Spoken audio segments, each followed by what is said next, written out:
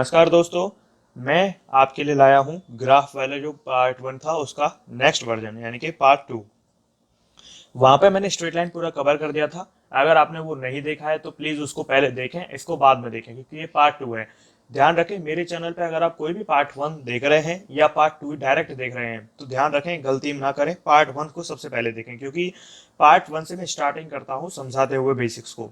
चलो पार्ट 2 पे आते हैं। पार्ट 2 में हम पढ़ते हैं पैराबोला। हमने जो पार्ट 1 में पढ़ा था वो था स्ट्रेट लाइन, आज हम पढ़ते हैं पैराबोला। ठीक है, पैराबोला आपने कई बार देखा होगा, सुना होगा, लेकिन आपकी समझ में कभी नहीं आता होगा, आज समझ में आ जाएगा। देखो, जैसे मैंने स्ट्रेट लाइन में बताया था तो ऐसे ही इक्वेशन होती है पैराबोला की। अगर हम पैराबोला की इक्वेशन की बात करें तो पैराबोला की इक्वेशन होती है y equal to k x square. ठीक है, और k जो होता है यहाँ पे कांस्टेंट अगर हो, अगर k कांस्टेंट हो, या फिर इसकी इक्वेशन ये भी हो सकती है, दोनों ही चीज पॉसिबल हैं। या तो y के एक्स स्क्वायर के बराबर हो सकता है या x के वाई स्क्वायर। अगर यहाँ पे हम k कांस्टेंट ले लें, अगर k कांस्टेंट हो तो देखो, अगर ये k कांस्टेंट है तो हमें क्या मिलेगा, y एक्स स्क्वायर के डायरेक्टली प्रोपोर्शनल या x वाई स्क्वायर के डायरेक्टली प्रोपोर्शनल, दो चीज हमें मिलेंगी। ठीक है, दिख रही है दो चीज हमें। अब देखो, याद रखना पैराबोला, अच्छा पहले बताओ स्ट्रेट लाइन की इक्वेशन क्या थी। स्ट्रेट लाइन की इक्वेशन थी y equal to m x plus c. Parabola की है y equal to k x square. ठीक है, याद रखना कि तब जब भी दो क्वांटिटी, फिजिक्स केमिस्ट्री किसी में भी दो क्वांटिटी जब इस रिलेशन में आ जाए, यानी कि एक जो है वो डायरेक्टली प्रोपोर्शनल हो दूसरे के स्क्वायर की, या फिर एक्स या वाई के स्क्वायर की प्रोपोर्शनल हो, इस तरीके से डायरेक्ट रिलेशन में स्क्वायर में आ जाए, तो याद रखना है हमेशा पैराबोला ड्रॉ होगा। अब पैराबोला होता कैसा है, देखो पैराबोला इस तरीके से हो सकता है। पैराबोला की दो तीन कंडीशंस हैं, मैं आपको बता देता हूं कब कौन सा बनेगा। एक एक बात को आप ध्यान से सुने, वीडियो का पूरा फायदा उठाने के लिए सारे नोट्स बनाएं, जो भी मैं बोल रहा हूं उसे लिख लें, जो भी मैं लिखवा रहा हूं उसे लिखते जाएं। ठीक है, स्टेटमेंट बोलता हूं अगर मैं तो उसे भी अपनी भाषा में लिख लें। एक बात याद रखें कि अगर आप पूरा नोट्स, अगर आप नहीं चाहते कि मैं कॉपी वगैरह में लिखूं तो आप क्या करें, आप जो है पेज ले लें, ब्लैंक पेज, दो तीन ब्लैंक पेज ले लें, जितना भी ये वीडियो है उसको पूरा लिखें, उसको स्टेपलर पिंक उसको जोड़ दें, अटैच कर दें पेजों को, और पार्ट 1 पार्ट 2 पार्ट 3 इस तरीके से पूरे नोट्स बना के आप तैयार कर लें। ठीक है, तो चलो हम मुद्दे पे आते हैं।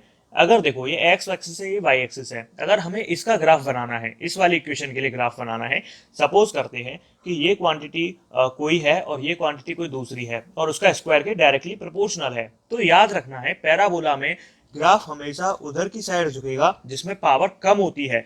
तो बताओ y में पावर कम या x में, ऑब्वियसली किस में कम है, y में कम है, तो ग्राफ किसकी तरफ झुकने वाला है, y की तरफ। ये आपका आज से कंसेप्ट क्लियर हो जाना चाहिए। आपने जितने भी पैराबोला ऐसे ग्राफ पढ़े होंगे उसमें आप कंफ्यूज रहते होंगे कि जब हमने लास्ट में इक्वेशन निकाल ली तो हमें पता चलता है कि ग्राफ को किधर मोड़ना है। तो आगे से याद रखना, पैराबोला में ये खास बात है, this is the special point. Special point जो आपको याद रखना है, या हम कहें एमटीआर पॉइंट, क्या है कि graph always bend toward small power, graph always bends toward small power, यानी कि छोटी पावर की तरफ ही हमेशा जो है वो ग्राफ बेंड होता है। याद रखना, अगर आपको ये चीज याद है तो आपका पैराबोला हमेशा सॉल्व हो जाएगा।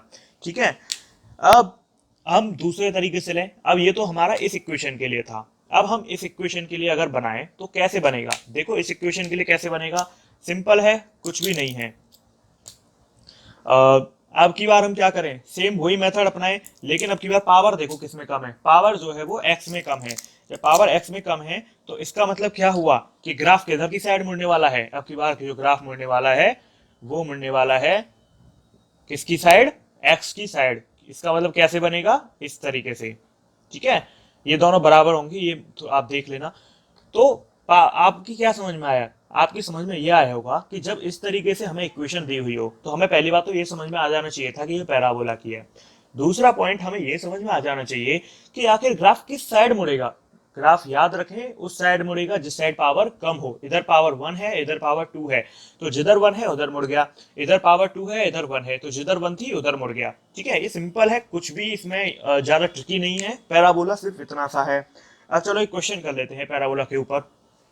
आपको पता है मेरी वीडियो बिना क्वेश्चंस के अधूरी है, मैं हमेशा किसी भी टॉपिक को करवाने के बाद उस पर कई सारे क्वेश्चंस आपको प्रैक्टिस करवाने की कोशिश करता हूं, क्योंकि फाइनली हमें एग्जाम में तो क्वेश्चंस ही करने हैं। ठीक है, तो क्वेश्चन करते हैं। चलो एक पैराबोला के ऊपर क्वेश्चन क्या है, इस तरीके से हमें एक्सिस ये ग्राफ दिया हुआ है और हमें एक इस तरीके से ग्राफ दिया हुआ है, ठीक है, इस तरीके से हमें ग्राफ दिया हुआ है, ये है हमारी एक्स एक्सिस, ये है हमारी वाई एक्सिस, ठीक है।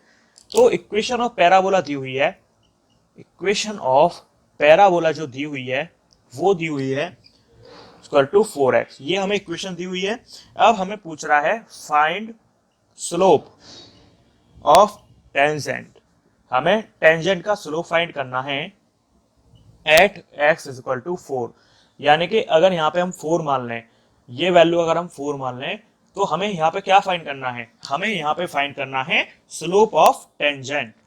इक्वेशन ऑफ पैराबोला दी हुई है y square is equal to 4x और हमें स्लोप फाइंड करना है टेंजेंट का x इज इक्वल टू 4 पर, ठीक है। तो हम किस तरीके से इसको सॉल्व करें, स्लोप निकालने के लिए हमें सबसे पहले दिमाग में आना चाहिए कि स्लोप क्या बताया था। स्लोप मैंने पार्ट 1 में आपको क्लियर कर दिया था, स्लोप के बारे में सारी बातें, स्लोप के बारे में जो बातें बताई थी वो क्या थी, स्लोप जो होता है tan थीटा के बराबर होता है और tan थीटा कुछ भी हो सकता है, चाहे वो dy बाई dx की फॉर्म में हो, चाहे वो परपेंडिकुलर अपॉन बेस की फॉर्म में हो, चाहे वो delta y upon delta x की फॉर्म में हो, ये कुछ भी हो सकता है tan थीटा, ठीक है सब एक ही बात, क्योंकि वाई एक्सिस यहाँ पे परपेंडिकुलर होती है और ये एक्स वाला बेस वाला होता है। आप बना के देखेंगे तो इस तरीके से आएगा, ठीक है, या तो d y by d x कर दो, परपेंडिकुलर अपॉन बेस कर दो, delta y upon delta x कर दो, इट्स डिपेंड ऑन क्वेश्चन, ठीक है।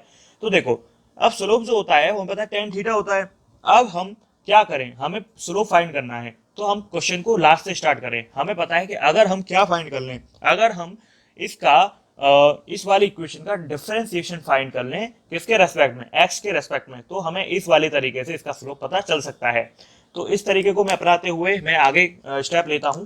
मैं क्या करता हूं, y इक्वल टू 4x का अंडर रूट कर दिया, इस स्क्वायर को हम अंडर रूट में ले गए, तो ये कितना आएगा, यह आएगा तुम्हारा 2 रूट एक्स।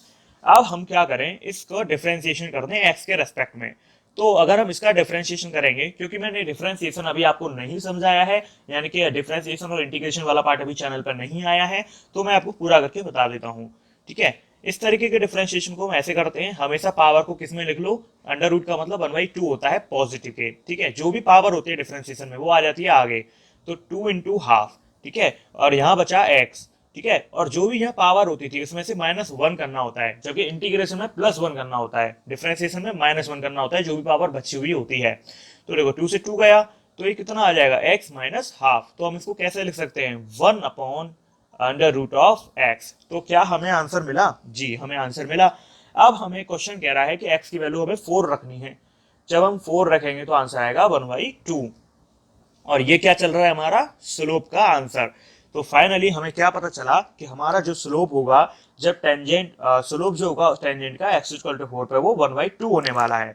तो देखो ये सिंपल बेसिक मैथमेटिक्स का एक क्वेश्चन था जिसमें मैं आपको सिर्फ कंसेप्ट क्लियर करना चाह रहा था। फिजिक्स में ऐसे क्वेश्चन डेफिनेटली काम आते हैं, मैंने ये फालतू में नहीं करवाया, ये फिजिक्स में काम आता है ऐसा क्वेश्चन, ये नहीं है कि मैथमेटिक्स आपको करवाइए, जी नहीं, ये काम बहुत आएगा आपके इस तरीके का। आप जब क्वेश्चंस करोगे डिफरेंट आपको सॉल्व तरीके लगाने पड़ेंगे, तो उसमें कभी कभी ऐसे तरीके काम आ जाते हैं, ठीक है। यहाँ पे y square equal to 4s दे रखा है, अगर ये किसी फॉर्मूले वाली वैल्यू दी हुई होती तो फॉर्मूले को अगर हम सॉल्व करते तो भी यही मेथड ये लगाते। अभी y और x हमें पता नहीं क्या है, अगर ये फॉर्मूला होता कोई भी फॉर्मूला होता और उसकी जो वैल्यू दी हुई होती है और उससे हमें पूछता कि स्लोप बताओ, तो हम ऐसे ही निकालते उसको, ठीक है। तो ये एक सिंपल तरीका था आपको पैराबोला को एक्सप्लेन करने का। ये हमें कैसे पता चला कि पैराबोला है, क्योंकि 4 क्या है, कांस्टेंट, और हमें क्या पता चल रहा है 4 कांस्टेंट है तो x के डायरेक्टली प्रोपोर्शनल आ रहा है, और हमें पता है कि जब डायरेक्टली प्रोपोर्शनल में एक क्वांटिटी का स्क्वायर हो तो उस केस में वो पैराबोला होता है, ठीक है। और अगर डायरेक्ट हो, बिना स्क्वायर के हो, सिंगल पावर में, तो वो स्ट्रेट लाइन होता है, और अगर इनवर्स हो तो रेक्टेंगुलर हाइपरबोला, और इनवर्स का स्क्वायर हो तो हाइपरबोला। ये सब चीजें आपको क्लियर हो जाएंगी। वीडियो के एंड में समरी बता दूंगा कि क्या किसकी इक्वेशन होती है, क्या हमने पढ़ा था, वो सब मैं आपको क्लियर कर दूंगा। चलो अब हम आते हैं रेक्टेंगुलर हाइपरबोला, यानी कि हमारा जो पैराबोला वाला पार्ट था वो फिनिश हुआ, स्ट्रेट लाइन भी फिनिश हुआ। अब नेक्स्ट पार्ट है रेक्टेंगुलर हाइपरबोला, ठीक है। तो मेरा बस एक ही एम है कि आप लोगों को सब चीज समझ में आए, आपके लिए सब कुछ बहुत आसान होने लगे, क्योंकि ग्राफ की बहुत ज्यादा डिमांड थी, इसीलिए मैंने ग्राफ पे पहले काम किया है। मैंने आपके लिए ग्राफ की वीडियो पहले बनाई है, तो ग्राफ जो है आप सब लोगों की समझ में आ जाए। ये मेरा रेक्टेंगुलर हाइपरबोला। ठीक है, हमारा जो नेक्स्ट है वो है रेक्टेंगुलर हाइपरबोला। हमेशा की तरह इसकी जनरल इक्वेशन पढ़ लेते हैं। इसकी इक्वेशन सिंपल होती है x y is equal to constant, ऐसे लिखते हैं कॉन्स्टेंट। ठीक है, तो x y equal to constant, जब ये कॉन्स्टेंट है तो हम ऐसे लिख सकते हैं इसको। ठीक है, तो इसका जो रिलेशन आता है वो y इनवर्स 1/x के आता है। इसका मतलब क्या हुआ, इसका मतलब ये हुआ कि जब भी इनवर्स में दो क्वांटिटी आएंगी, ठीक है, जब भी इनवर्सली प्रोपोर्शनल होंगी दो क्वांटिटी सिंगल पावर में, तो वहां पर रेक्टेंगुलर हाइपरबोला बनेगा। जबकि अगर इस तरीके से है तो इस केस में हाइपरबोला बनेगा। ये है डिफरेंस। ठीक है, याद रखना डिफरेंस। रेक्टेंगुलर हाइपरबोला कब बनता है, जब सिंगल पावर हो, और स्क्वायर हो तो हाइपरबोला बनेगा। ठीक है, तो अब इसका जो नॉर्मल ग्राफ है वो कैसे बनता है, कैसे, देखो इस तरीके से ग्राफ है। इसका जो नॉर्मल ग्राफ बनता है रेक्टेंगुलर हाइपरबोला का, वो कुछ इस तरीके से झुक के चलता है, झुक के। और अगर मैं थोड़ा सा ऊपर से इसको ले लेता तो वो हो जाता है हाइपरबोला। ठीक है, रेक्टेंगुलर हाइपरबोला में बिल्कुल झुक के चलता है ऐसे, और अगर मैं थोड़ा सा ऊपर से ले लेता तो वो हो जाता है हाइपरबोला। ठीक है, तो ये है वाई एक्सिस, ये है अपनी एक्स एक्सिस। ठीक है, अब देखो इसमें क्या खास बात होती है, इसमें देखो यहाँ पर भी ये इन्फिनिटी पर होता है, यहाँ पर टच नहीं करता है, यहाँ पर भी ये एंड तक होता है, टच नहीं करता है। जब x की वैल्यू 0 होगी तो y की वैल्यू उस समय पे इन्फानाइट होती है, ये खास बात है। लेकिन अगर मैं x की वैल्यू को बढ़ाता जाऊं और y की वैल्यू कम होती जाए, तो अगर एक टाइम पे x इन्फानाइट हो जाएगा तो y इस केस में 0 हो जाएगा। ये इसकी खास बात है। ठीक है, ये इसकी खास बात है रेक्टेंगुलर हाइपरबोला की। अगर x 0 है तो उस केस में y इन्फानाइट होने वाला है ना। देखो क्यों होने वाला है, क्योंकि 0 और इन्फिनिटी आपस में एक दूसरे के इनवर्स ही होते हैं। अगर देखो कोई चीज 0 है तो उसके इनवर्स वाली इन्फिनिटी होगी, तो अगर x 0 है तो उसके इनवर्स में y है तो वो इन्फिनिटी होगी। अगर ये 0 है तो उसके इनवर्स में x है तो ये इन्फिनिटी होगा। तो ये चीज आपको पता होना चाहिए। ठीक है, तो इस तरीके से जो है हमारा रेक्टेंगुलर हाइपरबोला भी थोड़ा कंप्लीट होता है। चलो अब हम करते हैं एक क्वेश्चन करते हैं रेक्टेंगुलर हाइपरबोला या सबके ऊपर। तो आपको जो है उस क्वेश्चन में मैं सब चीज कवर करूंगा, पैराबोला, रेक्टेंगुलर हाइपरबोला और तुम्हारा स्ट्रेट लाइन। तो आपको वो क्वेश्चन पहले सॉल्व करना है। आपको क्या करना है, आपको मेरे क्वेश्चन लिखते ही पहले वीडियो को पॉज करना है, खुद दिमाग लगाना है, सारे आंसर्स निकालने हैं, और फिर उसके बाद मेरी वीडियो से मैच करना है, मेरे आंसर से मैच करना है, मेरे एक्सप्लेनेशन को समझना है। ठीक है, और अगर आपके तीनों आंसर सही आए, तीन मतलब एक क्वेश्चन होगा उसके तीन पार्ट हैं, तीनों आंसर अगर आपके सही आते हैं तो आपको कमेंट में लिखना है, या दो आए एक आए, आपको कमेंट में जरूर लिखना है कि हमारे आंसर सही आए थे। तो डेफिनेटली मेरे को बड़ी खुशी होती है कि जो मैंने समझाया या जो मैं समझाना चाहता हूँ आप लोगों के समझ में आ रहा है, या आप जो है ग्राफ सीख चुके हैं। बड़ा अच्छा लगता है इस सब चीज़ों से। तो आप कमेंट जरूर लिखें, एप्रिशिएशन होता है, मोटिवेशन मिलता है अंदर से मुझे। लाइक करें वीडियो को अगर आपको ये सब पसंद आता है तो। एक क्वेश्चन है कि टाइम पीरियड की इक्वेशन दे रखी है, हमें पता है ये जानी पहचानी और काफी फेमस है, 2π√L/g सिंपल पेंडुलम। ठीक है, याद आ गया होगा। अब देखो पहला क्वेश्चन, ग्राफ बनाओ between T and L. Second question, graph बनाओ बिटवीन टी 1/√L। और थर्ड क्वेश्चन, ग्राफ बनाओ बिटवीन टी एंड √L। तो देखो कुछ भी नहीं है, सिंपल है, बस आपको थोड़ा सा सोचते जाना है, इनको कैलकुलेट करने जाना है, कैलकुलेट करते जाओ, आंसर निकालते जाओ। इस तरीके का ये क्वेश्चन है। अब आपको क्या करना है, वीडियो को पॉज करो, अपनी रफ कॉपी निकालो, या जिसमें भी आप लिख रहे हैं उसमें प्रैक्टिस करने की कोशिश करो। तीनों को निकालो, तीनों को निकालने के बाद आंसर चेक करना है आपको। वीडियो को पॉज कर दो यहीं पे अभी, कोशिश करो कि तीनों पार्ट 2 या 3 मिनट में आपके निकल जाए मैक्सिमम। और अगर जिसकी समझ में आ गया होगा ढंग से तो उसे तो 10 सेकेंड भी नहीं लगने वाले। ठीक है, चलो आपने वीडियो पॉज की होगी, आंसर मैच किए होंगे। अगर आपके आंसर मिल गए हैं कुछ तो मुझे बड़ी खुशी होगी। कमेंट में जरूर लिख देना कि आपके आंसर मिले गए। तो देखो आंसर देखते हैं क्या होगा इसका। चलो सबसे पहले हम करते हैं, पहला क्वेश्चन करते हैं। हमें यहाँ से क्या समझ में आ रहा है, इस इक्वेशन से हमें समझ में आ रहा है कि इक्वेशन इस तरीके से दे रखी है। ठीक है, अब हमें समझ में आ रहा है कि ये भी कांस्टेंट है और ये भी कांस्टेंट है, तो हमें समझ में आ रहा है कि टी जो है वो √L के डायरेक्टली प्रोपोर्शनल है। ठीक है, तो टी अगर डायरेक्टली प्रोपोर्शनल है √L के, तो इससे एक चीज तो समझ में आ गई क्या, कि तीसरा वाला क्वेश्चन हमारा बड़ा, पहले चलो तीसरा वाला कर लेते हैं। तीसरा वाला क्वेश्चन का डायरेक्ट रिलेशन हमें पता चल गया, टी डायरेक्टली प्रोपोर्शनल है √L के। हमें याद आ रहा है कि अगर टी ए को हम वाई एक्सिस पे लें और इसको हम अगर एक्स एक्सिस पे लें, अगर इस तरीके से ग्राफ होता है तो उस केस में कैसा बनता है, स्ट्रेट लाइन। क्योंकि और एक्सिस से पास होगा, सॉरी ओरिजिन से पास होगा। क्यों होगा, क्योंकि यहाँ पे सी जीरो है, इंटरसेप्ट जीरो है। अगर इंटरसेप्ट जीरो होता है और वाई जो है एक्स के डायरेक्टली या एक्स वाई के डायरेक्टली हो तो उसके इसमें स्ट्रेट लाइन ग्राफ बनता है। ठीक है, अगर इधर हम टी ले लें, इधर अंडर रूट एल ले लें, तो हमारे पास इसका आंसर आ जाएगा तीसरे वाले का। ठीक है, सिंपल था, बहुत सिंपल था। हमने क्या किया, रिलेशन निकाला, रिलेशन निकालने के बाद हमने मैच किया कि ये आखिर किस वाले ग्राफ से मैच कर रहा है। हमने देखा कि दो क्वांटिटी जब डायरेक्टली प्रोपोर्शनल होती हैं तो उस केस में हमारे पास स्ट्रेट लाइन का ग्राफ बनता है। ठीक है, तो हमने उसको मैच करते हुए, जो हमने पढ़ा है अभी तक, उसको मैच करते हुए हमने ये आंसर निकाल लिया। चलो अब हम आते हैं सेकंड या फर्स्ट पार्ट पे। थर्ड पार्ट हमारा बहुत इजी था और वो निकल चुका है। चलो फर्स्ट पार्ट पे आते हैं। फर्स्ट पार्ट को अगर हम देखें, हमारे पास फॉर्मूले से रिलेशन हमें पता है। ठीक है, हमें ये पता है एस टी डायरेक्टली प्रोपोर्शनल है अंडर रूट एल के। अगर मैं एल को एक्स एक्सिस मान लूं और अगर मैं टी को वाई मान लूं, ठीक है, टी को मैं वाई पे और एल को एक्स पे ले लेता हूं। सिंपल, टी और एल पे निकालना है। तो मैंने क्या किया कि ये ऐसी ग्राफ है, इसकी इधर की साइड मैंने क्या ले लिया, एल, और इधर की साइड मैंने क्या ले लिया, टी। ठीक है, क्योंकि मुझे टी और एल के बीच में निकालना है। तो अब मैं क्या करूं, अब मेरे को पता है टी अंडर रूट एल के डायरेक्टली प्रोपोर्शनल है, और अगर मैं टी की जगह क्या रखूं, वाई, और अंडर रूट एल की जगह मैं एक्स रखूं, तो मेरे को ये रिलेशन मिल रहा है, यानी कि वाई अंडर डायरेक्टली प्रोपोर्शनल है अंडर रूट ऑफ एक्स के। इसका मतलब है अंडर रूट को अगर मैं इधर लेके जाऊं तो किधर कैसा आएगा, ये बताओ भाई।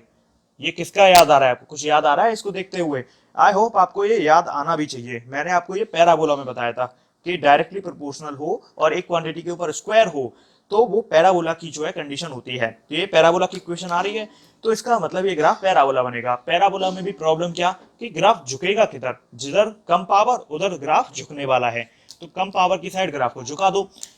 अब देखो y जो है वो t था, यानी कि अगर मैं इसको लिखूं तो ये कुछ इस तरीके से है। ठीक है, इस तरीके से है कुछ।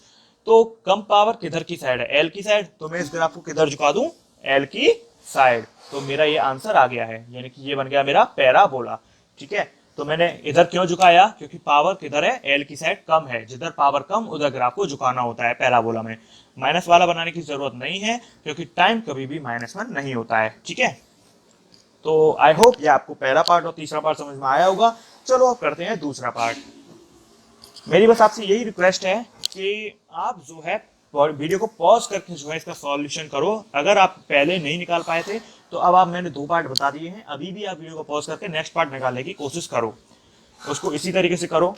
चलो अब करते हैं हम सेकंड पार्ट। सेकंड पार्ट जो हम करेंगे तो हमें ग्राफ किसके बीच में बनाना है, हमें जो ग्राफ बनाना है, इधर अगर हम 1/√L ले लें और इधर t ले लें, यानी कि t को हमने लिया y एक्सिस पे और 1/√L को लिया हमने x एक्सिस पे। हमें पता है एज वी नो कि t डायरेक्टली है l। ये कहां से पता चला, ये हमें फॉर्मूले से पता चला। ठीक है, अब अगर मैं 1/√L को x लिख लूं तो देखो हमारे पास ये सिंपल फॉर्मूला होता है।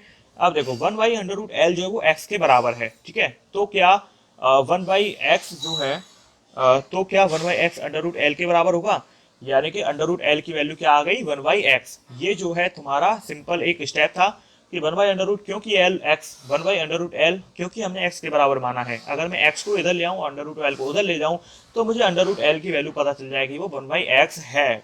तो इसका मतलब क्या हुआ, इसका मतलब हुआ कि t, यानी कि t का मतलब y 1/x के इनवर्स है, यानी कि 1/x के डायरेक्टली, यानी कि y x के इनवर्सली प्रोपोर्शनल है। देखो दो तरीके से पढ़ो, एक है y इनवर्सली प्रोपोर्शनल है x के, दूसरा तरीका y डायरेक्टली प्रोपोर्शनल है 1/x के। ठीक है, तो दो तरीके से पढ़ सकते हैं, वो आपके मैटर है, आप कैसे भी पढ़ लो, उससे मतलब नहीं है, हमें समझ में आनी चाहिए बातें। देखो तो क्या आपको ये चीज समझ में आ रही है, मैंने क्या बताया आप लोगों को, मैंने क्या बताया कि मैंने क्या किया, मैं रिलेशन निकालने की कोशिश कर रहा हूँ। आपको कभी भी ग्राफ का क्वेश्चन आए तो उसमें हमेशा रिलेशन निकालने की कोशिश करो। आपको रिलेशन निकालना है, फिर उस रिलेशन को मैच करना है। याद रखना आपके एग्जाम में कभी भी हाइपरबोला या rectangular hyperbola, parabola, straight line, ellipse, इन सब से बात कभी भी क्वेश्चन नहीं आता है। ठीक है, तो यहीं पे आप घूम के कहीं ना कोई, आपको सिर्फ क्या याद रखने हैं, आपको 3-4 इक्वेशन याद रखनी है, जनरल इक्वेशन, हर क्वेश्चन में उसे मैच करना है, तो वहीं ग्राफ का क्वेश्चन सॉल्व हो जाता है। पैराबोला है तो क्या याद रख लो कि कम पावर की तरफ ग्राफ झुकने वाला है। रेक्टेंगुलर हाइपरबोला है तो कोई प्रॉब्लम है ही नहीं, हाइपरबोला है तो रेक्टेंगुलर हाइपरबोला से थोड़ा ऊपर उठा दो। क्या आपको ये समझ में आया मैंने वाई इनवर्स एक्स कैसे निकाला? आई होप आपके समझ में आया होगा। चलो मैं दोबारा बता देता हूँ। क्योंकि टी वाई एक्सिस पे ले लिया और 1/√L एक्सिस पे ले लिया, 1/√L हमने एक्स एक्सिस पे ले लिया, ठीक है। हमें पता है क्वेश्चन से, हमें जो दिया हुआ है वो दिया हुआ है कि टी डायरेक्टली प्रोपोर्शनल है √L के। हम क्या करें, 1/√L जो है वो x के बराबर है, तो अगर मैं x को इधर ले आऊँ और √L को उधर ले जाऊँ तो √L जो है वो 1/x के बराबर हो जाएगा, यानी कि t जो है वो इनवर्स हो जाएगा 1/x के, ठीक है। यानी कि y इनवर्स हो जाएगा 1, ठीक है। तो अब देखो हमारे पास क्या रिलेशन आ रहा है, y इनवर्स, ये हमने किसके लिए पढ़ा था, ये हमने पढ़ा था रेक्टेंगुलर हाइपरबोला के लिए। तो क्या करें, इसके लिए क्या बना दें, रेक्टेंगुलर हाइपरबोला। तो हमारे पास रेक्टेंगुलर हाइपरबोला जो है वो बनके तैयार हो चुका है। यानी कि अब हमें समझ में आ चुका है स्ट्रेट लाइन का मतलब, पैराबोला ग्राफ और रेक्टेंगुलर हाइपरबोला ग्राफ। और हाइपरबोला में क्या करना है, अगर ये स्क्वायर में होता तो इसको थोड़ा ऊपर उठा देते और ये हाइपरबोला भी बन जाता। अब जो है आई होप आपको ये सब वैसे बहुत इजी था, लेकिन आपको समझाना जरूरी था, ठीक है। चलो एक क्वेश्चन और करके देख लेते हैं, एक दो क्वेश्चन और कर लेते हैं तो आपको और ज्यादा बेटर क्लियर हो जाएगा।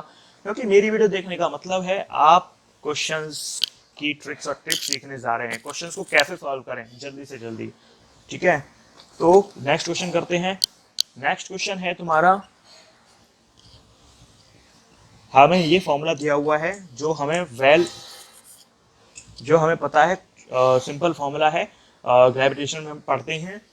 अब इसमें पूछा है प्लॉट ग्राफ, ग्राफ प्लॉट करो बिटवीन, किसके बीच में ग्राफ प्लॉट करना है, सबसे पहला f 1/r के और दूसरा f डायरेक्टली प्रोपोर्शनल r के, ये दो पॉइंट में ग्राफ जो है वो जो है हमें प्लॉट करना है, ठीक है।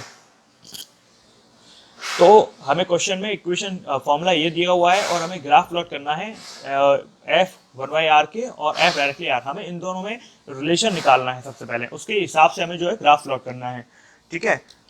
तो चलो आंसर की तरफ बढ़ते हैं। सबसे पहले आपको क्या करना है, वीडियो को पॉज करो, खुद निकालने की कोशिश करो, 1 मिनट 2 मिनट 3 मिनट कोशिश करो निकालने की, 4 मिनट 5 मिनट लग जाए कोई दिक्कत नहीं है, शुरुआत है थोड़ा टाइम लग सकता है, पहले कोशिश करो आप लोग और फिर मेरे सॉल्यूशन को देखना, मैच करना, आंसर आ जाए तो लिखना, ठीक है। क्वेश्चन नंबर ये 2 था, वो क्वेश्चन नंबर 1 था।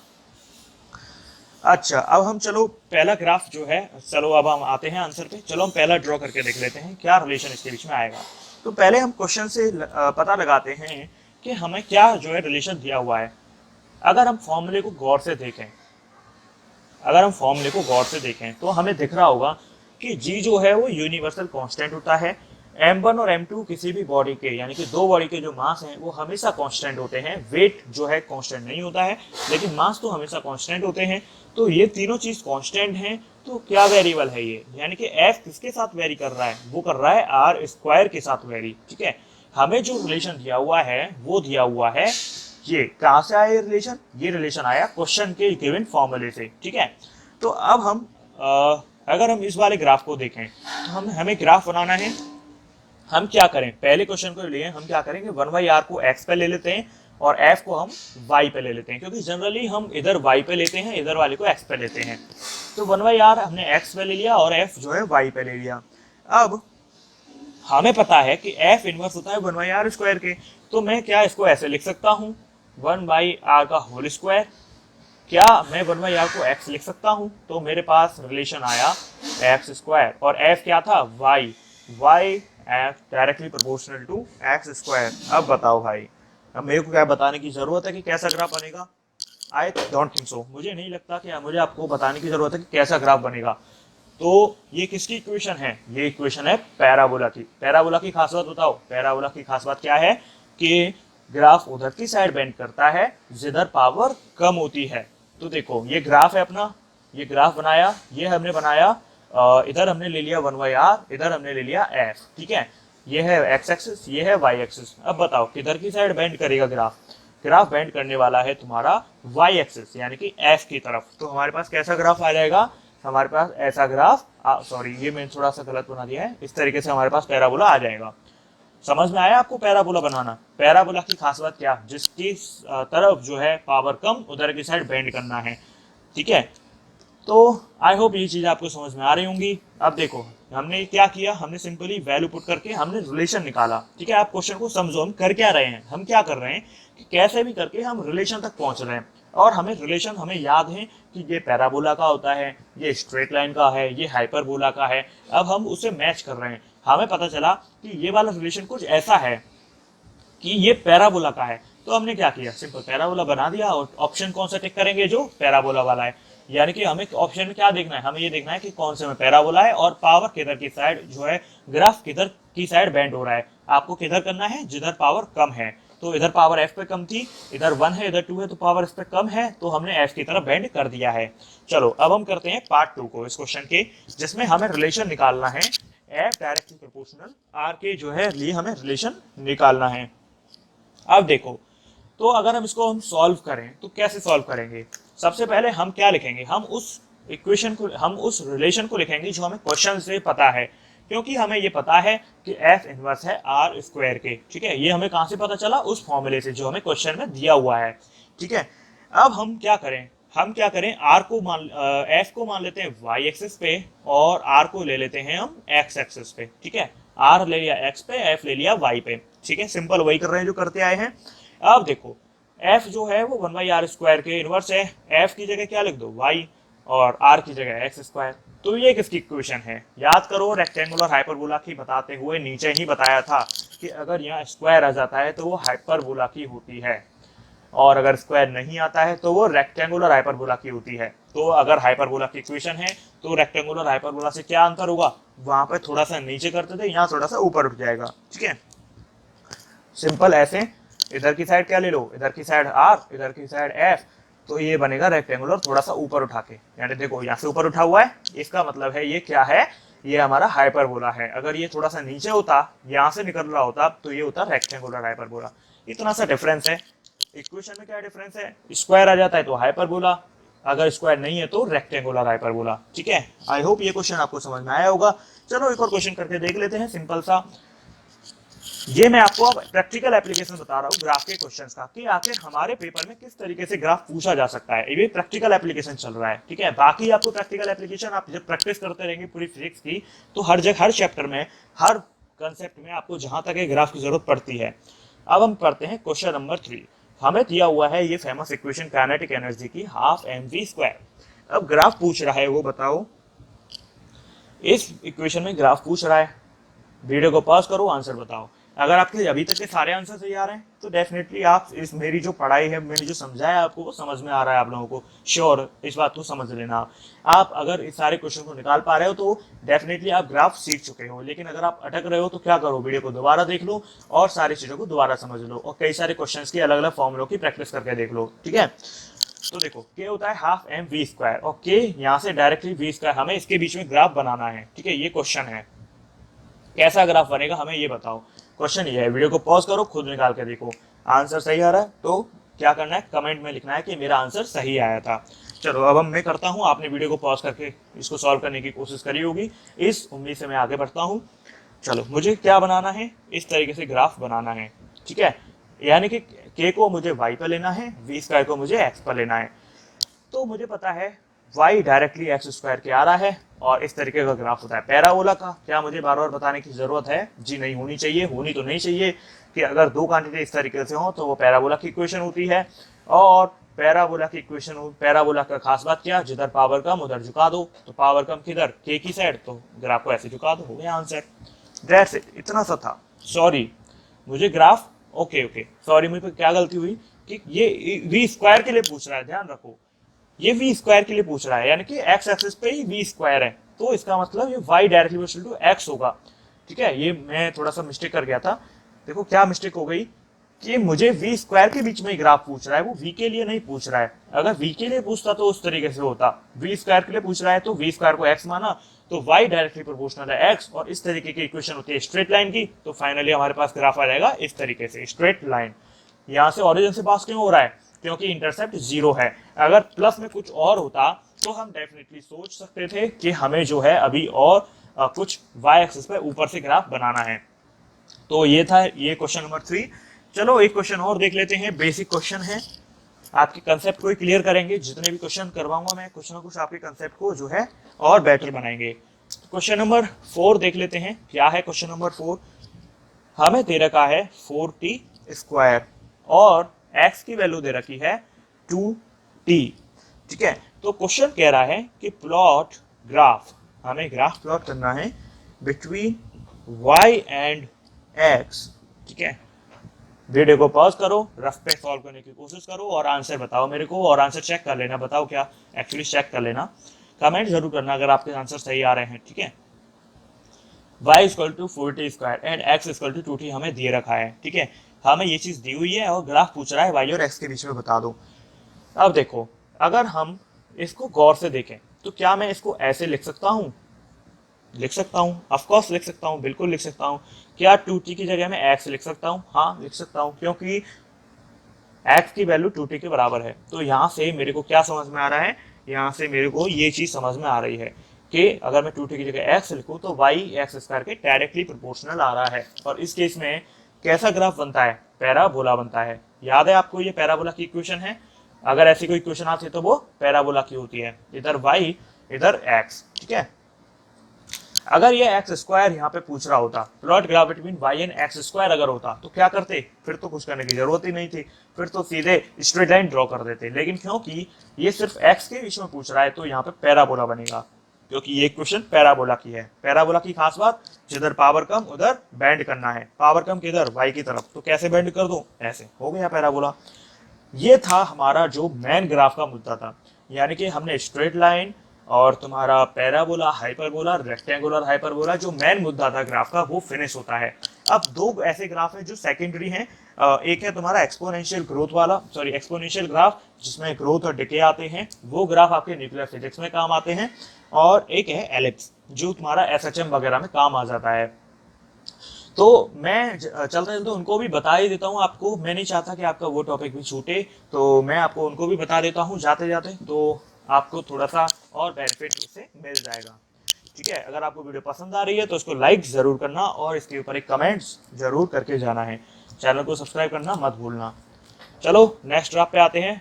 5 अभी तक हमने 4 तरीके के पढ़ लिए, straight line, parabola, hyperbola, rectangular hyperbola. 5वें नंबर पे आते हैं exponential growth, sorry exponential graph.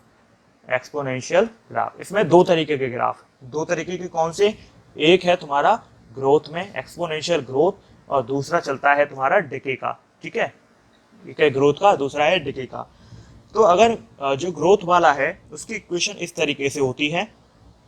ठीक है, उसकी इक्वेशन कुछ इस तरीके से होती है और उसका ग्राफ इस तरीके से तुम्हारा बनता है। बाकी सारी डिटेल इन्फॉर्मेशन न्यूक्लियर फिजिक्स में है। अगर आप कहेंगे कि न्यूक्लियर फिजिक्स के हमें कुछ ट्रिक्स और टिप्स बताओ तो वो जब तब देखेंगे, मैं आपको बताने की कोशिश करूंगा। देखो, ये है ग्रोथ का ग्राफ और डिके की इक्वेशन होती है e⁻⁻x। ठीक है, e की वैल्यू जो रख देते हैं हम 2.33 रखते हैं, तो उसको हम इस तरीके से निकाल लेते हैं। तो x ले लूँ तो ग्रोथ का ये था, तो डिके का ऐसे आ जाएगा तुम्हारा। ठीक है, सिंपल है, कुछ भी नहीं है। याद रखना, टच नहीं करना है, टच नहीं होगा, ये इन्फिनिटी वाली प्रोसेस है। ठीक है, याद रखना, आपको बता देता हूँ डिफरेंस क्या है रेक्टेंगुलर हाइपरबोला या एक्सपोनेंशियल में। हाइपरबोला और एक्सपोनेंशियल में सिंपल सा डिफरेंस है। हाइपरबोला में कोई भी एक्सिस टच नहीं होती है, जबकि एक्सपोनेंशियल में एक एक्सिस यानी कि y वाले पे टच होता है ग्राफ। याद रखना है आपको। कंफ्यूजन हो सकता है कुछ बच्चों को जो ढंग से नहीं देख रहे होंगे वीडियो को या सुन रहे होंगे बातों को, ढंग से नहीं सुन रहे होंगे, उनको कंफ्यूजन होगा कि ये एक्सपोनेंशियल और हाइपरबोला में क्या डिफरेंस हुआ। फिर सिंपल सा डिफरेंस है, हाइपरबोला में कोई भी एक्सिस टच नहीं होती है, y ना x, लेकिन एक्सपोनेंशियल में एक एक्सिस टच होती है, y वाली। ठीक है, x वाली नहीं होती है। सिंपल है। चलो अब एक और नेक्स्ट जो लास्ट है वो है एलिप्स। ठीक है, एलिप्स काम आ जाता है एसएचएम वेव वगैरह वाले टॉपिक्स में। तो चलो हम पढ़ते हैं एलिप्स। तो ग्राफ नंबर 6 है एलिप्स। अगर हम इसकी बात करें तो एलिप्स की जो जनरल इक्वेशन है वो कुछ इस तरीके से है, कुछ इस तरीके से इसकी जनरल इक्वेशन होती है। ठीक है, ये इसकी एक जनरल इक्वेशन है एलिप्स के लिए। जैसे हम अभी तक सारी पढ़ते आए हैं वैसे इसके लिए भी यही है। इसके लिए ये है, बाकी सब मैं आपको समरी के फॉर्म में बताऊंगा, चिंता ना करो, आपको सारी एक बार समराइज कर दूंगा जितना भी हमने पढ़ा है। ए जो होता है वो होता है इंटरसेप्ट ऑन एक्स एक्सिस, जो एक्स के साथ है वो एक्स एक्सिस पर, और जो वाई के साथ है वो वाई एक्सिस पर, ठीक है। अब इसमें अलग अलग केस होते हैं। पहला केस क्या होता है, जब ए बड़ा है बी से, यानी कि ए की वैल्यू बी से बड़ी है, यानी कि अगर ये 3 है तो ये 4 5 6 ऐसा कुछ है, ठीक है। तो इस केस में ग्राफ इस तरीके से बनता है। देखो, क्योंकि ए जो होता है वो होता है ये वाला, ए इस एक्सिस एक्स पे होता है और बी होता है इस पे। जब ये वाला बड़ा होगा तो ग्राफ कुछ इस तरीके से आएगा। समझो कैसे, क्यों, देखो, क्योंकि ये वाली जो वैल्यू है वो है ए की, ये देखो ऐसे डायरेक्ट है, ये वाली वैल्यू ए की है, ये बी की है। जब ये बड़ी होगी तो ग्राफ ऐसे ही तो आएगा, क्योंकि ये छोटी है, ये बड़ी है, तो ये जो है बड़ी एक्सिस तक जाएगा, फिर ऊपर तक जाएगा, और ये छोटी है, ठीक है। पहला केस। दूसरा केस, अगर आपको पता है क्या होने वाला है, जब बी बड़ा हो ए से, तो उस केस में क्या हो जाएगा, उस केस में उल्टा हो जाएगा। अगर ऊपर वाला बड़ा है तो कुछ इस तरीके से आ जाएगा। सॉरी, ये थोड़ा आप सही कर लेना, जो है मैं आपको बस समझाने के पर्पज से बता रहा हूँ, आप इसको गलत ना समझें, ठीक है। देखो, ये वाला ए है, ये वाला बी है, तो क्या हमारी दोनों कंडीशन सेटिस्फाई हो रही हैं? सिंपल है, कुछ भी नहीं है एल एक्स वाले ग्राफ में। ये काम कहाँ आता है? ये एस एच एम वगैरह में काम आता है, ठीक है। तीसरी कंडीशन क्या है, वो बहुत इंपॉर्टेंट कंडीशन है। ये दोनों तो हम समझ गए, लेकिन तीसरी कंडीशन अपने आप में बहुत इंपॉर्टेंट है, वो बहुत काम आ जाती है। वो क्या है कि तीसरी कंडीशन है केस 3। अगर मैं लूँ, केस 3 में अगर लूँ तो उसमें क्या है, वैन ए और बी बराबर हों और वो सपोज रेडियस के बराबर हों, तो उस केस में एक सर्कल हमारे पास बन के आता है, ठीक है। एक सर्कल हमारे पास बन के आता है, और हम इसको अगर सॉल्व करेंगे तो कितना आएगा, ये आएगा तुम्हारा आर स्क्वायर, और ये होता है सर्कल के लिए, ठीक है। सर्कल बनता है किस तरीके से, यानी कि सर्कल में तुम्हारा दोनों साइड से सेम रहेगा, तो सर्कल कुछ इस तरीके से बन जाएगा। यहाँ पे ए बी और बी दोनों सेम रहेंगे, ये सर्कल है हमारा, और ये किसके बराबर है, ये है तुम्हारा रेडियस के बराबर, दोनों रेडियस के बराबर हैं। तो यहाँ पे हमारा एलिप्स भी फिनिश होता है, तो ये एलिप्स वाला पोर्शन भी फिनिश होता है। एक और, चलो मैं आपको जाते जाते एक और इंटरेस्टिंग ग्राफ बता जाता हूँ, साइन और कॉस के ग्राफ। साइन और कॉस के ग्राफ जो हैं वो बहुत इंपॉर्टेंट हैं, वो बड़े काम आते हैं बहुत से टॉपिक में, एसी में काम आएंगे, और भी कई टॉपिक्स में काम आ जाएंगे, एसएचएम वेव में काम आएंगे, कम्युनिकेशन में काम आएंगे, हर जगह, मतलब जहां भी साइन कॉस के ग्राफ होते हैं वहां बहुत काम आने वाले हैं ये ग्राफ जो बताने जा रहा हूँ। 7 नंबर का ग्राफ है trigonometric graph. Trigonometric graph, trigonometric बताया था मैंने आपको, T ratio, sine cos tan, तो इनकी ग्राफ जो है मैं आपको बताने जा रहा हूँ। अब देखो, मेरे को बताओ, मैंने यहाँ एंगल लिया थीटा और नीचे लिया साइन, ठीक है। एक साइड लिया थीटा, नीचे लिया साइन। थीटा में अगर मैं यहाँ एंगल लूँ 0, तो साइन में 0 की वैल्यू 0 होती है। अगर मैं यहाँ एंगल लूँ क्या, 0 के बाद मैं अगर यहाँ पाई/2 लूँ, पाई/2 का मतलब, पाई/2 मतलब 180/2 यानी कि 90 डिग्री, तो यहाँ 1 होगा। अगर मैं पाई लूँ तो कितना होगा, साइन पाई, साइन 180 की वैल्यू बताई थी, बेसिक मैथमेटिक्स पार्ट 1 देख लो कैसे निकालेंगे। साइन पाई की वैल्यू 0 आती है। फिर उसके बाद नेक्स्ट में ले लूँ सपोज 3 पाई/2, यानी कि 270 डिग्री ले लूँ, तो इस केस में 1 आएगी। ये सब मैंने आपको निकालना सिखा दिया है, ये सब आप देख लेना वीडियोस में, बेसिक मैथमेटिक्स पार्ट 1 में, ठीक है, कैसे निकालते हैं। तो वहां से आपको ये सब देखना है कैसे निकालते हैं इनकी वैल्यू, मैंने आपको समझा दिया है। तो ये थीटा है, ये है थीटा, और ये साइन में अलग अलग वैल्यू है। अब इसके लिए हमें ग्राफ बनाना है, तो साइन का जो ग्राफ आता है वो कुछ इस तरीके से आएगा। देखो, यहाँ पे अगर मैं यहाँ से 0 मानूं तो, और यहाँ तक पाई मानूं, तो पाई/2 किधर आएगा, यहाँ, यानी कि इसको मैं 0 से पाई मानूं और यहाँ पे आएगा पाई/2। क्या मैं सही बता रहा हूँ जी? तो अगर पाई में पाई/2 जोड़ दूं तो कितना आ जाएगा, 3 पाई/2, ठीक है, 3 पाई/2। और उसके बाद एक और जोड़ दूं तो 2 पाई, एक और पाई/2 जोड़ दूं तो 2 पाई, यहाँ तक पाई, फिर यहाँ तक पाई, इसमें पाई/2, इसमें भी पाई/2 का डिफरेंस। अब देखो, अगर मैं इसका ग्राफ बनाता हूं तो वो कुछ इस तरीके से बनता है।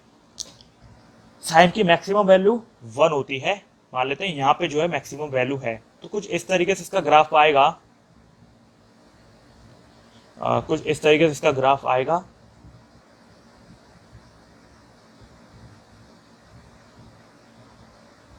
ठीक है, ये कुछ इस तरीके से साइन का ग्राफ आता है। इसको मैं थोड़ा सा ड्राइंग आप देख लेना, वो ड्रॉ करने में आपको थोड़ा सा प्रॉब्लम हो सकती है देखने में, तो आप अपनी कॉपी में ढंग से इसको ड्रॉ कर लेना। ठीक है, ये है +1, ये है -1। ठीक है, ये है +1, ये है -1। यानी कि मैक्सिमम वैल्यू साइन की होती है π/2 पर या 3π/2, इस तरीके से ऑड वालों पे मैक्सिमम वैल्यू होती है। तो ये है हमारा साइन का ग्राफ, यहाँ पे है साइन थीटा। ठीक है, यहाँ पे है साइन थीटा, तो ये है एक्सिस तुम्हारा। और फाइनली ये हमने बनाया किसका, साइन का। अब हम ऐसी कॉस का बना के देखते हैं। तो जब हम कॉस का बनाएंगे, ये था तुम्हारा साइन का ग्राफ, अब हम कॉस का अगर बनाएंगे तो किस तरीके से कॉस का ग्राफ बनता है। देखो, कॉस के ग्राफ की अगर हम बात करें तो उसमें जो है वैल्यू होती है थीटा, और इधर हम ले लें कॉस थीटा की वैल्यू। तो अगर हम थीटा लें क्या 0 डिग्री तो 1 आता है, अगर हम लें π/2 तो 0 आता है, 90 डिग्री पे cos 90 मतलब 0, और अगर हम लें पाई तो कितना आएगा, cos पाई की वैल्यू 1 माइनस में, और 3π/2 में कितनी आती है 3/2 यानी कि 270 यानी कि 270 में 0 आएगी, और तुम्हारी 2π में 1 आती है। ये सब मैंने आपको निकालना सिखा दिया है बेसिक मैथमेटिक्स पार्ट 1 में, वो आपको देख लेना है कैसे हम इनको निकालते हैं एंगल्स को। ठीक है, तो हम एक ग्राफ बनाते हैं सिंपल। ठीक है, हमने एक सिंपल ग्राफ बनाया, अब हम वैल्यू पुट करते हैं। इधर हम ले लेते हैं cos थीटा, और इधर 0, ऊपर ले लेते हैं चलो +1, चलो वो हम मैक्सिमम वैल्यू पे +1 रख देंगे। अब देखो इधर क्या बनेगा π/2, इधर क्या बनेगा पाई, इसके बाद 3π/2, और उसके बाद 2π, इस तरीके से चलता रहेगा। फिर नेक्स्ट उसमें 5π/2, फिर 3π, तो इस तरीके से जो हमारा चलता रहेगा। अब देखो कॉस की 0 डिग्री पे वैल्यू है 1, यानी कि अगर हम 0 डिग्री एंगल लें तो वैल्यू है 1, यानी कि ग्राफ स्टार्ट कहाँ से हो रहा है, ग्राफ स्टार्ट हो रहा है 1 से डायरेक्ट। ठीक है, यहाँ से चले फिर π/2 पे आए तो 0 हो गई, π/2 पे आए तो 0 हो गई, और फिर हम पाई पे गए तो पाई पे -1 हो गई। ठीक है, पाई पे गए तो पाई पे गए तो -1 हो गई, और पाई पे तो तुम्हारी -1 हो गई, और अगर हम 3π/2 पे गए तो फिर से 0 हो गई। ठीक है, तो इस तरीके से हमारा ग्राफ चल रहा है। फिर 2π पे गए तो फिर से क्या हो गई 1 हो गई। ठीक है, तो ऊपर है +1, नीचे है -1। तो आपको समझ में आ रहा है, ये हमने इस वाली जो एंगल है उनसे ग्राफ बनाया है। 0 डिग्री पे कॉस की वैल्यू +1 है, π/2 पे आए तो 0 हो गई, पाई पे चले तो -1 हो गई, 3π/2 पे आए तो 0 हो गई, 2π पे आए तो फिर से 1 हो गई। तो ये है हमारा कॉस का ग्राफ। अब देखो साइन कॉस का तो आपको हो सकता है पहले से पता हो, लेकिन मैं आपको जाते जाते एक और मस्त ग्राफ बताने जा रहा हूँ, वो है tan का। tan का ग्राफ कैसे बनता है, tan का ग्राफ देखो इस तरीके से बनेगा।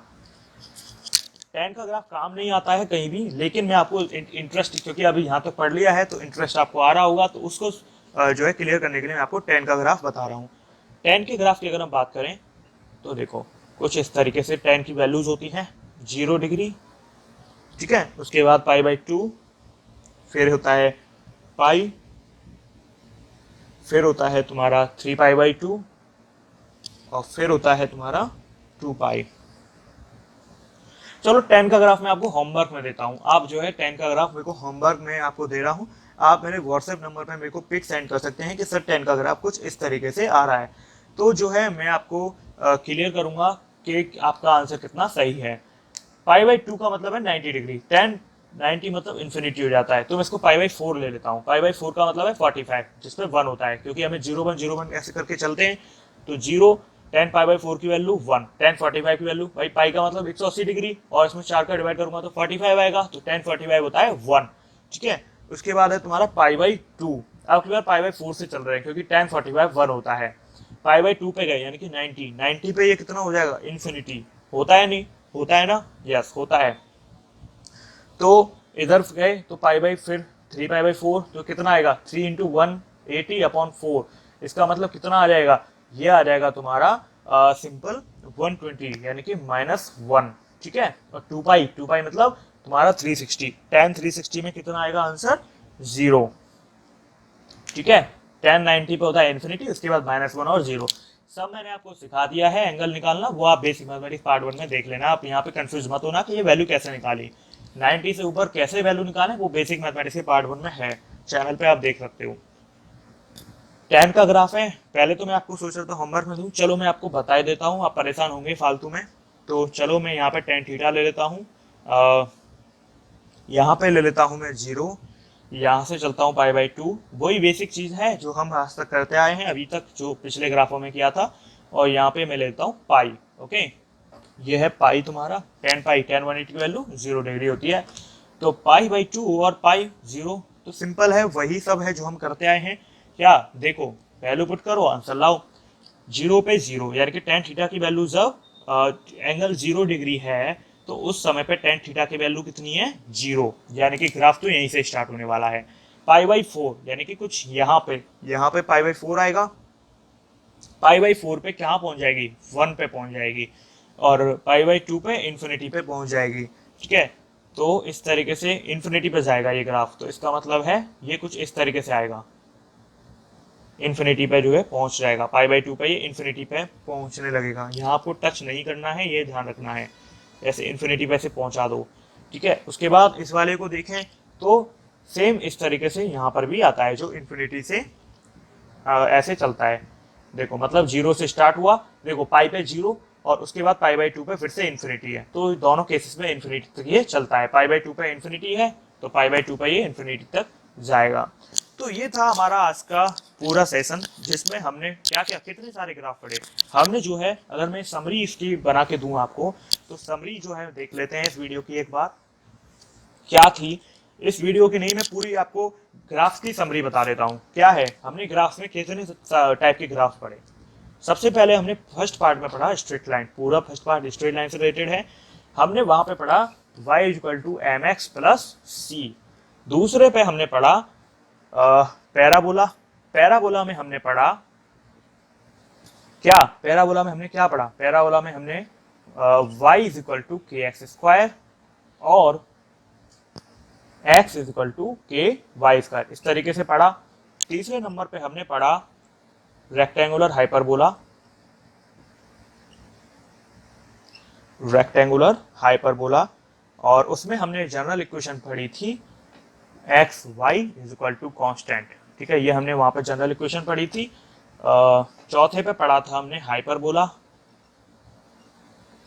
उसमें हमने सिर्फ उसमें क्या डिफरेंस कर दिया था ये। पांचवे पे हमने क्या पढ़ा था, पांचवे पे हमने पढ़ा था एक्सपोनेंशियल। फिर हमने पढ़ा था एलिप्स, फिर हमने पढ़ा था तुम्हारा ट्रिग्नोमेट्रिक। ठीक है, एक्सपोनेंशियल में या तो ये था या ये था। ठीक है, एलिप्स में ये चीज थी। ठीक है, और ट्रिग्नोमेट्रिक में तुम्हारा साइन और थीटा से हमने निकाला था। तो देखो, ये था हमारा पूरा समरी जो ग्राफ में हमने पढ़ा है। यह है ग्राफ की समरी। अगर मैं ग्राफ की समरी की बात करूं, स्ट्रेट लाइन में कब आता है, जब y डायरेक्टली हो x के, यानी कि अगर क्वेश्चन में इस तरीके से रिलेशन आ जाए या इस तरीके से आ जाए तो हम स्ट्रेट लाइन ड्रॉ कर देते हैं। अगर इस तरीके से रिलेशन आ जाए तो वहां पैराबोला कर देते हैं, और इस तरीके से आ जाए तो वहां रेक्टेंगुलर हाइपरबोला, या इस तरीके से आ जाए वो तो कोई बात नहीं, कैसे भी आ सकता है। इस तरीके से आ जाए तो हाइपरबोला, और इस तरीके से आ जाए तो भी हाइपरबोला। डिके में और इसमें आप देख ही सकते हो। ट्रिग्नोमेट्रिक में मैंने आपको बता दिया, साइन का ये, कॉस का ये, ठीक है, टेन का ये जो है, टेन का आपका ये। तो आई होप आपको ये समझ में आया होगा। इस वीडियो को अगर आपको पसंद आई हो तो इस वीडियो को लाइक करें, चैनल को सब्सक्राइब करें और कमेंट करें वीडियो पे। और आपका टाइम देने के लिए धन्यवाद। Thank you and have a nice day. Keep watching, keep sharing.